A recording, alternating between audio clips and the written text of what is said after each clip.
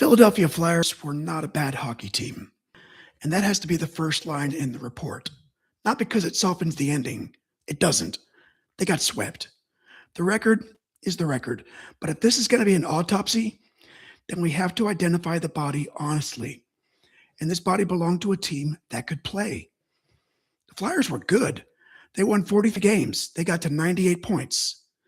They beat the Pittsburgh Penguins in the first round. And they didn't sneak in and apologize for being here. They earned the room. They earned the second round series. Then they met Carolina. The Flyers were a capable hockey team, and the Hurricanes were a hockey machine. This is postmortem. Tonight's case file, the death of the Philadelphia Flyers.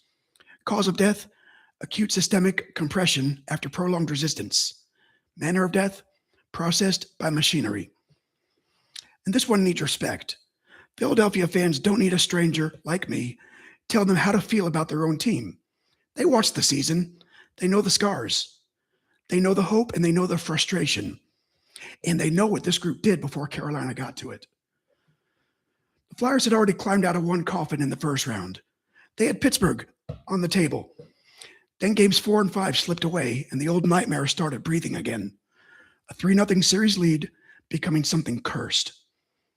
Game 6 went scoreless and scoreless and scoreless until Cam York put a puck through traffic in overtime and gave Philly one more spring. Not a moral victory, but a real one, a series win. Second round berth in a full NHL season for the first time since 2012. That belongs in the record. This season had a pulse. The Flyers weren't a theory, and they weren't smoke. They're a real playoff team with enough structure, fight, goaltending, young talent, and enough old Philadelphia stubbornness to make a first-round opponent go away. They got here with Trevor Zegras creating, with Tyson Forster turning into a player who looks like he belongs here in these moments, with Travis Konecny still carrying that live wire Flyer DNA, and Sean Couturier's old weight still in the room, with Dan Vladar giving them nights where survival became a strategy. And in the first round, survival was enough. Against Carolina, though, survival becomes the symptom, and that's the difference. The Hurricanes don't care whether you played hard. Everybody plays hard in May. Carolina tests the next layer. Your first option disappears. The wall is already waiting at the blue line. Their penalty kill doesn't sit back, it hunts. And every defensive zone shift starts to feel less like hockey and more being audited by men with sticks. Philadelphia had answers, just not enough of them. Game 1 was the warning label. Carolina shut them out 3-0. And that wasn't death yet. That was Carolina's machine powering on. Game 2 was crueler. Philadelphia pushed, led, and they got the game to overtime. Then Taylor Hall ended it anyways. And that's where the diagnosis started to show. Not a collapse or a lack of heart. Not a team that didn't belong here. It's a team that could compete in stretches, but couldn't control the air in the room. Game 3 made it obvious. Carolina won 4-1, and the Flyers got swallowed by the details that usually keep you alive. Special teams, discipline, timing, the next shift after a mistake. Rick Tocchet said it plainly after that one. 5-on-5, they're good. But the penalties and power plays killed them. That's a coach defending his team while still reading the autopsy. 5-on-5, they were good. But Carolina doesn't just beat you 5-on-5. They beat you in the margins until the margins become the game. Then came game 4. And this is where the service gets quiet, because Philadelphia did not go peacefully. Tyson Forster scored first. The building got something to believe in, not a parade or a miracle, but just enough oxygen to remind everybody in the room, this thing is still technically alive. Then Carolina answered. Jackson Blake threw a puck towards the net. It hit traffic and somehow found its way in. Logan Stankoven gave Carolina the lead. And then Alex Bump tied it back. And that's the part I want to hold on to for a second. Down 3-0 in the series, outshot badly, hemmed in, pressed, forced to defend for long stretches against a team that doesn't get bored, doing the same suffocating thing over and over. And Philadelphia still made it 2-2. That's not fraud behavior. That's a team with its hand on the door frame, refusing to be pulled out of the season. But the shots told the truth before the scoreboard did. After regulation, Carolina had outscored the Flyers 36-15. That number isn't just pressure, it's geography. The game was living where Carolina wanted it to live. The Flyers could still punch, but they couldn't consistently set their feet. They still found moments, but Carolina was controlling the supply chain. Shot after shot, entry after entry. The Flyers weren't helpless. They're worse. They were capable enough to keep suffering. And overtime gave them one last cruelty, because playoff overtime is not normal sports. It's a threat. Every dump in is loaded. Every harmless shot looks suspicious. Every clear feels like a temporary stay of execution. When the goalie freezes a puck, the room temporarily agrees not to say it out loud. For Philadelphia, overtime wasn't hope. It was borrowed time. And you could feel it. The Flyers were still breathing, but Carolina had the chart. Carolina had the instruments.